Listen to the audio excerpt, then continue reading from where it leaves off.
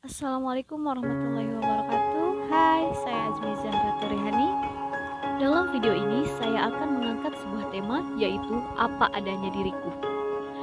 Tema ini dibuat atas beberapa pengamatan dan pengalaman mengenai masalah pribadi seseorang yang suka membanding-bandingkan dirinya dengan orang lain atau bahkan membenci dirinya sendiri atas beberapa kekurangan dan kesalahan yang pernah dilakukannya. Ada beberapa hal yang menjadi penyebab seseorang membenci dirinya sendiri, seperti emosi negatif dan juga self-loathing atau kritik ekstrim terhadap diri sendiri. Dari pendapat Roy Baumeister, seorang profesor di bidang psikologi sosial dari Florida State University, bahwa emosi negatif orang tua yang buruk, feedback yang buruk, memiliki dampak yang lebih besar daripada emosi orang tua dan feedback positif.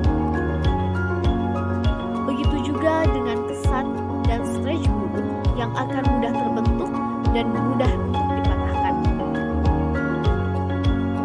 Di samping itu, ada beberapa hal yang menjadi penyebab seseorang membenci diri sendiri. Yang pertama, trauma. Trauma merupakan suatu kondisi yang terjadi sebagai akibat buruk yang menimpa diri seseorang.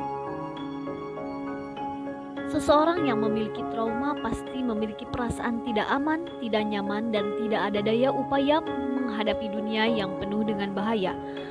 Trauma memiliki beberapa gejala, diantaranya yang pertama, menolak perubahan positif pada dirinya. Seseorang yang memiliki trauma cenderung akan menolak hal-hal baru yang datang kepada dirinya.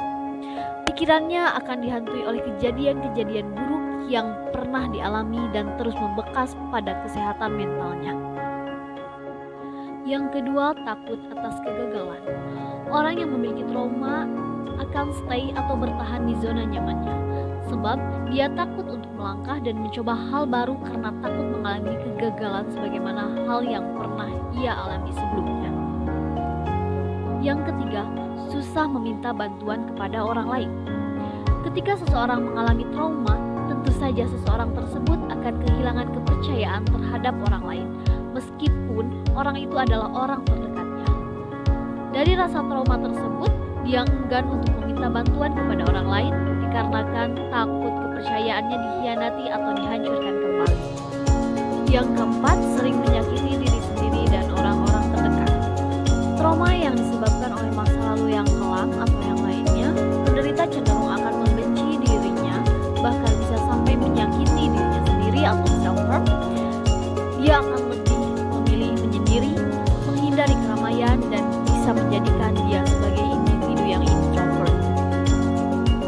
Dan yang terakhir, memiliki gejala psikologi tertentu yang penyebabnya tidak diketahui. Gejala psikologi yang sering dialami oleh penderita trauma biasanya dia memiliki perasaan lebih cemas, nafsu makan berkurang, hilangnya perasaan senang pada hal yang biasanya dia senangi tanpa ada alasan yang jelas.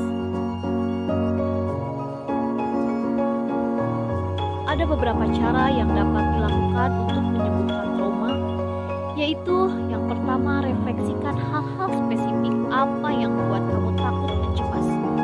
Dalam penyembuhan trauma, penderita mencoba untuk merefleksikan secara spesifik hal apa saja yang membuat kamu merasa takut, merasa cemas, dan tidak nyaman.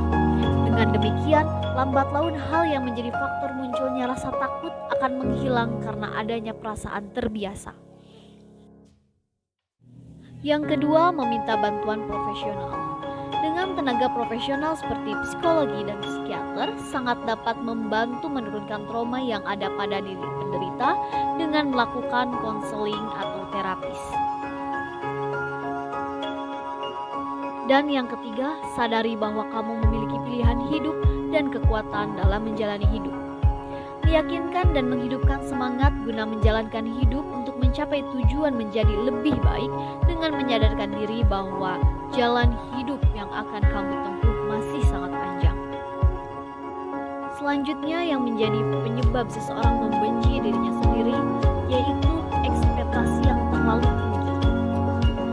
Memiliki harapan yang sangat tinggi bahkan dapat merusak mental health apabila ekspektasi tersebut tidak dipenuhi. Dengan demikian, stop diri Anda untuk berekspektasi terlalu tinggi yang pada akhirnya akan menimbulkan kekecewaan.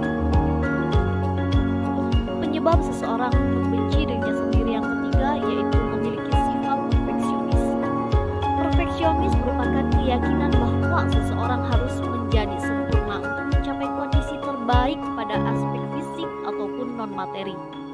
Seseorang yang perfeksionis cenderung mengharapkan kesempurnaan pada diri sendiri maupun orang lain berdasarkan standar tertentu yang tidak masuk akal bahkan terlalu tinggi. Dan yang keempat, membandingkan diri sendiri dengan orang lain. Membandingkan diri merupakan hal yang tidak seharusnya dilakukan. Sebab dengan demikian seseorang akan merasa insecure, minder, dan tidak percaya diri. Dari hal tersebut dapat memicu rasa benci pada diri sendiri karena mengingat ada orang lain yang lebih unggul dibanding dirinya. Di akhir video ini saya akan membagikan self healing untuk membenci diri sendiri. Yang pertama yang dapat kamu lakukan yaitu self acceptance. Self acceptance merupakan istilah dari penerimaan diri secara utuh untuk melepas diri, kelebihan dan kekurangan. Hal ini bisa kamu lakukan dengan langkah menerima rasa sakit itu sendiri. Dan yang kedua yaitu self-distancing. Self-distancing ini merupakan langkah untuk mencintai diri sendiri dengan menjaga jarak dengan diri sendiri, yaitu meredam kritikan pada diri sendiri. Selain dua hal tadi, Anda dapat melakukan resiliensi. Resiliensi merupakan kemampuan seseorang untuk pulih dari peristiwa kehidupan yang menyedihkan dan penuh tantangan dengan pengetahuan untuk beradaptasi serta mengatasi situasi serupa yang merugikan di masa yang akan datang. Adapun manfaat yang dapat kamu rasakan dari resiliensi, yang pertama bermanfaat untuk kesehatan mental dan fisik, yang kedua mengurangi kecenderungan terlibat perilaku berisiko, yang ketiga lebih siap menghadapi masa depan, dan yang keempat menjadi individu yang akan siap menghadapi apapun yang akan terjadi. Adapun cara untuk melakukan resiliensi yaitu terima emosi yang datang terkait masa lalu. Kegiatan ini bisa dilakukan dengan latihan mindfulness dengan menulis jurnal atau diary untuk melatih diri kamu untuk menerima diri tanpa judge dan penghakiman serta dapat melatih fokus kamu dan meminimalisir overthinking. Yang kedua, terima perubahan yang terjadi. Aktif di setiap kegiatan itu yang dapat kamu lakukan. Yang ketiga, jalani gaya hidup sehat, jauhi pelampiasan negatif seperti rokok, narkoba, alkohol, dan lain sebagainya. Yang keempat, temukan social support, dan yang terakhir, ciptakan tujuan baru untuk masa depan kamu.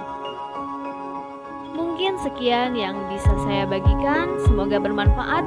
Akhir kata, wassalamualaikum warahmatullahi wabarakatuh.